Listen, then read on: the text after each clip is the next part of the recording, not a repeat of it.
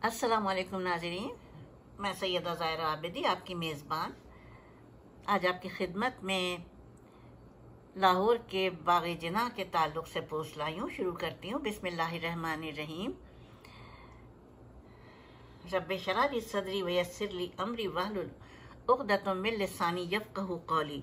अल्लाहुम्मा सल्लि अला मुहम्मदिन व आला आले मुहम्मदिन कमा सल्लैता अला इब्राहीम व आला आले इब्राहीम इन्नका हमीदुम मजीद। अल्लाहुम्मा बारिक अला मुहम्मदिन व आला आले मुहम्मदिन कमा बारकता अला इब्राहीम व आला आले इब्राहीम इन्नका हमीदुम मजीद।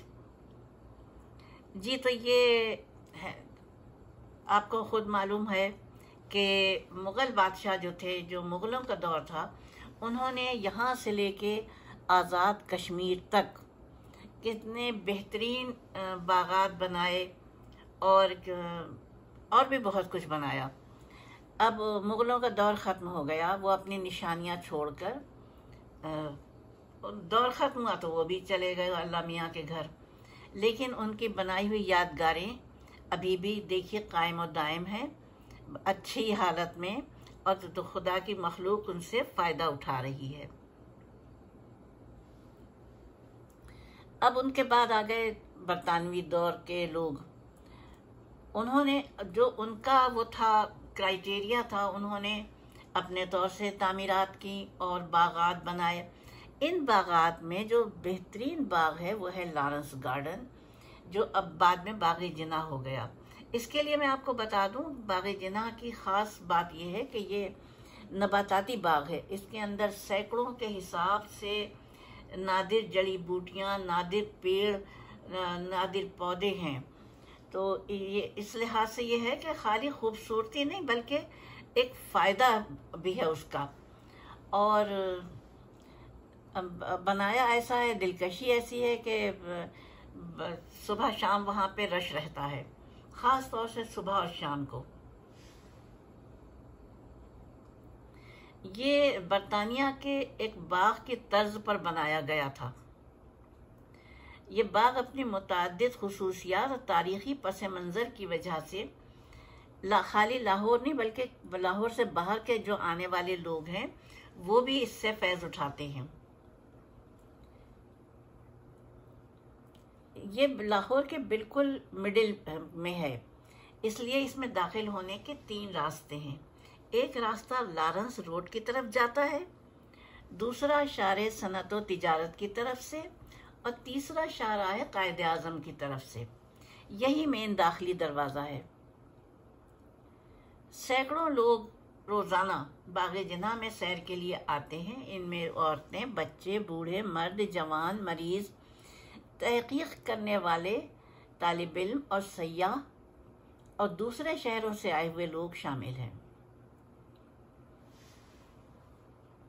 बाग़ जिना माज़ी व हाल का हसीन इम्तिज़ाज है। इसके अंदर घूमते हुए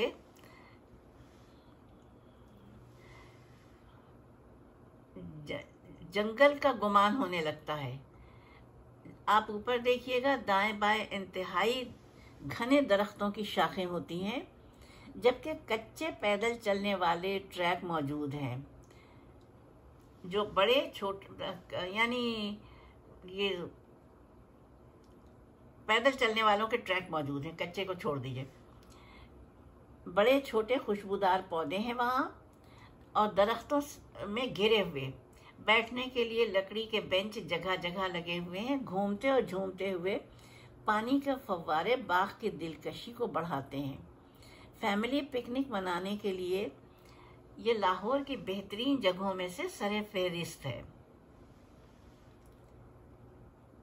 जब आप यहाँ आइएगा, दरख्तों पौधों के नाम और उनका तारुफ और उनकी उम्रें जब पढ़िएगा तो वाक़ई हैरत में डूब जाइएगा। ये मालूमात का एक ख़जाना है, बिलखुसूस बॉटनी पढ़ने वाले तालिब इल्मों के लिए, जो कि यहाँ पे आराम से रिसर्च करते हैं और कर सकते हैं और करते रहते हैं। मुसाफिरों के सस्ताने के लिए यहाँ से बेहतर कोई और जगह नहीं हो सकती है। हर मौसम में यहाँ लोगों की बड़ी तादाद हर वक्त मौजूद रहती है, लेकिन जब मौसम अच्छा हो और छुट्टियां हों तो फिर यहाँ की रौनक देखने के काबिल होती है। दर्जनों माली दीगर मुलाजमीन हर तरफ काम करते दिखाई देते हैं। ये महज एक बाग ही नहीं बल्कि पौधों, जड़ी बूटियों और दरख्तों पर तहकीक का मरकज़ भी है। इसीलिए इसको नबाताती बाग कहा जाता है और इसका एक बड़े तालीमी इदारे के साथ इल्हाक भी है। King Edward medical college Lahore के बाद गवर्नमेंट कॉलेज लाहौर के शोबे बॉटनी यहाँ के पौधों पर काफ़ी अरसे तहकीक का काम करता रहा। बाग़ जिन्ना में भी कुछ ऐसे पौधे हैं जो दुनिया में कहीं और नहीं पाए जाते हैं। नेशनल जियोग्राफिक सोसाइटी अमेरिका ने इस बाग को पाकिस्तान का ताज और एशिया का अहम विरसा करार दिया। बताया जाता है कि इस बाग में 450 किस्म के दरख्त हैं, 21,000 से ज़ायद दरख्त हैं, हजारों नायाब और कीमती पौधे हैं।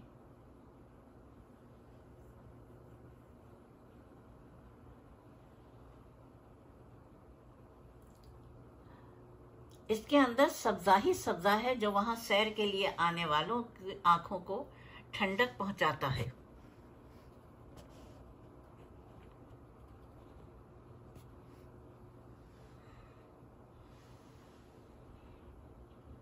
माजी में ये चिड़ियाघर लाहौर का एक हिस्सा ही हुआ करता था, जो अभी चिड़ियाघर है ना, उसके एक हिस्से में, लेकिन बाद में अलग कर दिया गया। मौजूदा दौर में दो बहुत बड़ी लाइब्रेरियां हैं, कायदे आज़म और दारुस्सलाम लाइब्रेरी। खेलों का ग्राउंड जो एक थिएटर, जॉगिंग ट्रैक, एक रेस्टोरेंट, टेनिस का मैदान भी है।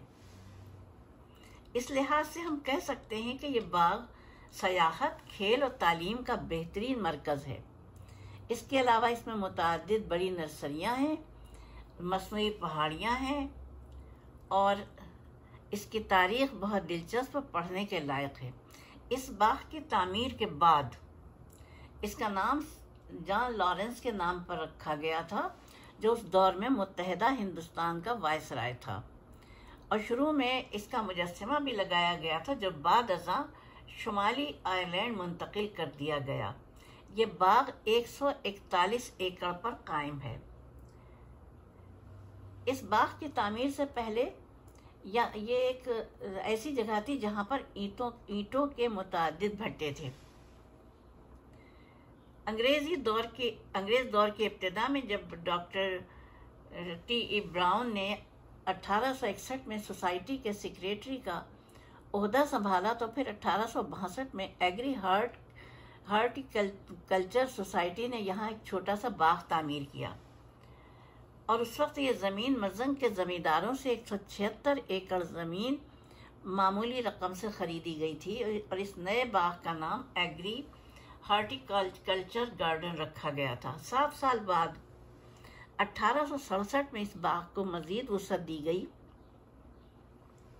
1872 में ज़ूलॉजिकल गार्डन, चिड़ियाघर तामीर किया गया और बाग का एक हिस्सा महकमे ज़राअत व बागबानी को दे दिया गया। 1885 में यहाँ क्रिकेट का ग्राउंड तामीर किया गया, जो सिर्फ अफसरान के लिए मखसूस था और आज भी ज़ेरे इस्तेमाल है। कुछ अरसे कज़ाफ़ी स्टेडियम की इंतज़ामिया के भी कंट्रोल में रहा। क्रिकेट के फ़रोग़ में इसका बहुत अहम किरदार है।